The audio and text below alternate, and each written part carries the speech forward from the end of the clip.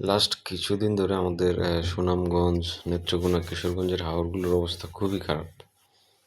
মানে অলমোস্ট 60% পাকা বা আধা পাকা ধান পানির নিচে, মানে পানির এমন নিচে যে আসলে এগুলা কাটার কোনো সুযোগই নেই। তো এটা খুব অবাক করার ব্যাপার যে প্রতি বছর এই জিনিসগুলো হয়, কিন্তু আসলে আমাদের সরকার পর্যাপ্ত পরিমাণ যেই লোক বল দিয়ে সাহায্য করবে বা ধান কাটার মেশিন বা বাঁধগুলো ঠিকঠাক মতো মেরামত করবে, এটা আসলে নেওয়া হয় না।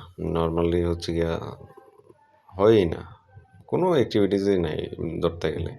জাস্ট ওই মিডিয়াতে কিছু করার জন্য দেখা গেছে যে ওই রিপোর্ট করার সময় কৃষি অফিসার এটা সেটা এই নেতাকর্মী গিয়ে জাস্ট একটু আধটু জায়গা দেয়, কিন্তু সিনারিও আসলে ভয়ঙ্কর, খুব ভয়াবহ ব্যাপার। এই হাজার লাখ লাখ মানুষের একটা মাত্র ফসলের আহ, একটা মাত্র ফসল হয় নর্মালি। আমাদের এইসব অঞ্চলে দুইটা ফসল হয় না, খুব কম জমি আছে, দুইটা ফসল হয়। তো সরকার প্ল্যান করে, টাকা পয়সা হয়তো খরচ করে, কিন্তু আসলে ঠিকঠাক মতো এই জায়গায় ঠিক জায়গা মতো আসলে টাকাটা পৌঁছায় না। আমাদের এই ব্যাপারটা খুবই মানে এবার যারা আমাদের হাওরবাসী আছি, যারা আমাদের হাওরের বাড়িঘর বা এইসব বাটি অঞ্চলের বাড়িঘর, আমরা জানি যে আসলে এটা কতটুকু পেইনফুল। সারা বছরের একজন কৃষকের সারা বছরের খরচ, তার সংসার খরচ বা যেসব ঋণ নিয়ে সে কৃষিকাজটা করছে ওইগুলার খরচ সব কিছু ধানের উপরে ডিপেন্ড করে। তো আমার এখন পর্যন্ত আত্মীয়স্বজন বা যেসব মানুষের সাথে খোঁজখবর নিয়ে দেখছি যে তারা অর্ধেক অর্ধেক ফসলও পাবে না অনেকেই। মানে ডিজাস্টার।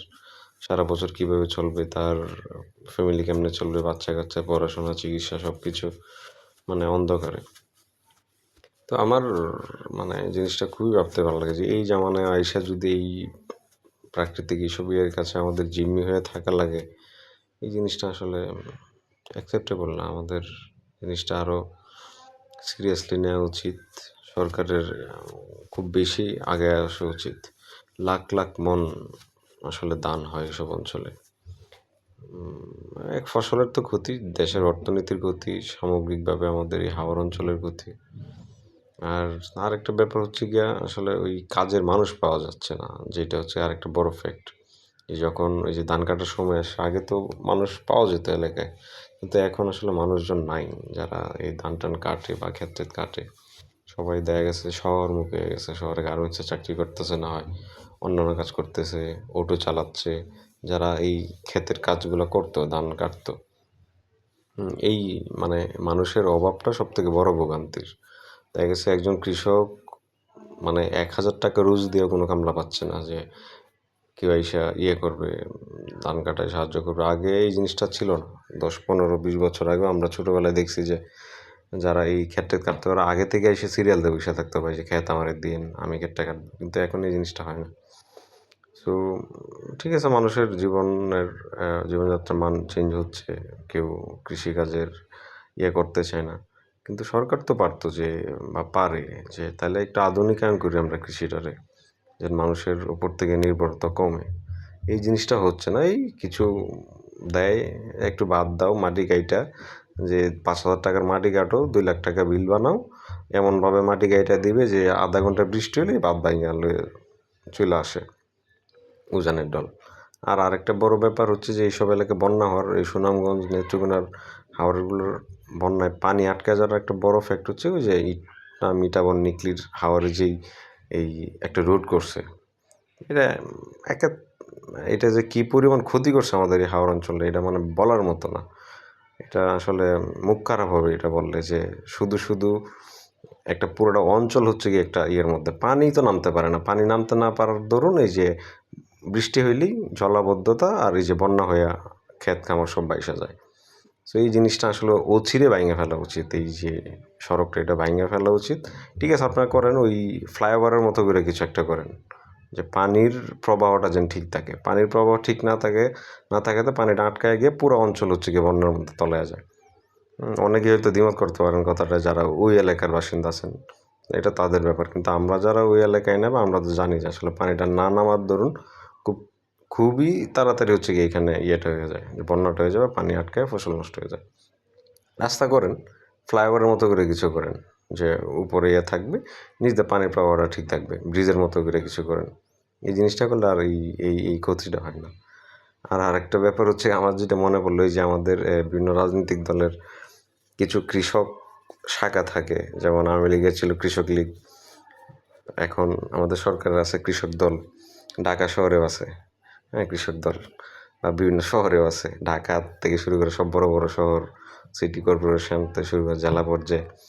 আমাদের সরকারের উচিত হচ্ছে গিয়ে এই কৃষক দল যারা করবেন, এই যখন এইসব ক্রাইসিস মোমেন্ট থাকে, কৃষক দলের সভাপতিত্ব শুরু করে সবগুলার হচ্ছে গিয়া এইসব ক্রাইসিস যেই সব জায়গায় চলতেছে এইসব জায়গায় পাঠায় দেয়, যে ঠিক আছে, যেহেতু কৃষক দল করে, অবশ্যই তাদের এই কৃষকদের এই কষ্টের সময় পাশে থাকা উচিত, তাদেরকে আসলে এই জায়গায় পাঠিয়ে দেওয়া উচিত। কৃষিকাজ যে কোনো কৃষি রিলেটেড যে কোনো ক্রাইসিস হলে তারা স্বেচ্ছাশ্রমে ক্রিয়া কাজ করবে। এই জিনিসটা করা উচিত আমার মনে হয়। এটা আইডিয়া, যেহেতু মানুষের সংকট, আর তারা যেহেতু রাজনীতি তো মানুষের প্রয়োজনে করবে, আর কৃষক দল, নামই কৃষক, সো কৃষকদের সুখ সুবিধা থাকা উচিত। কৃষক দলের তো আর ঢাকায় কোনো কাজ নেই, ময়মনসিংহ কাজ নেই, সিলেটে কাজ নেই, রাজশাহী শহরে কাজ নেই, বা জেলা পর্যায়ে শহরে কী কাজ, এই যে এত এত কর্মী। সো তাদের মনে হয় যে এইসব ক্রাইসিস মোমেন্টে তাদেরকে দলের বা সরকারি যারা থাকবে সরকারের এতে কাজে লাগানো উচিত। এটাই আসলে কষ্টেই আমরা যারা হয়তো বাড়িতে নাই, শহরে আছি, চাকরি বাকরি করতেছি, বা আমরা আত্মীয় স্বজন বা কাছের মানুষজনের আহাজারি বা এই কষ্টগুলো দেখলে আসলে খুবই মানে হয়ে যায়, যে আসলে টাকা দিয়েও মানুষ পাওয়া যাচ্ছে না, সরকারও ওই রকম কৃষি আধুনিকায়ন করার কোনো নিচ্ছে না, কীভাবে আসলে এই জিনিসগুলো মোকাবেলা করা যায়। খালি সাহায্য সহযোগিতা দিয়ে তো আসলে এগুলো হচ্ছে গিয়ে টেম্পোরারি সলিউশন, পার্মানেন্ট সলিউশন আসুক। দেশের কৃষি যদি না বাঁচে, আসলে দেশ ওই গার্মেন্টস আর এটাতে বাঁচানোর কিছু নাই, বা অন্য ইন্ডাস্ট্রিতে বাঁচানোর কিছু নাই। কৃষি হচ্ছে গিয়ে আমাদের মূল। কৃষক না বাঁচলে দেশের অর্থনীতি বাঁচবে না। আর আমার তো এবার সন্দেহ করতে, যে আমাদের হাওর অঞ্চলের মানুষের বছরটা কীভাবে যায়, এটা দুর্বিষহ হয়ে যাবে মানুষের, মানে খাবারের সংকটে পড়ে যাবে। মানে সে যে এই ধান বিক্রি করে যে তার সংসার চালাবে, ফ্যামিলি চালাবে, সেই বাচ্চা কাচ্চাদের পড়াশোনা বা চিকিৎসা, আরও যেসব ঋণ টিন আছে এগুলো দিবে, নাকি সে তার মানে খাবারের দামটাও হয়তো পাবে না। সো এই এই ব্যাপারটা সিরিয়াসলি ভাবা উচিত আমাদের। কৃষি আধুনিকায়ন এবং এর সাথে রিলেটেড মানুষজনকে আরও কীভাবে সহযোগিতা করা যায়, এই জিনিসগুলা অবশ্যই আরও দেখা উচিত আমাদের। ভালো থাকবেন। আসসালামু আলাইকুম।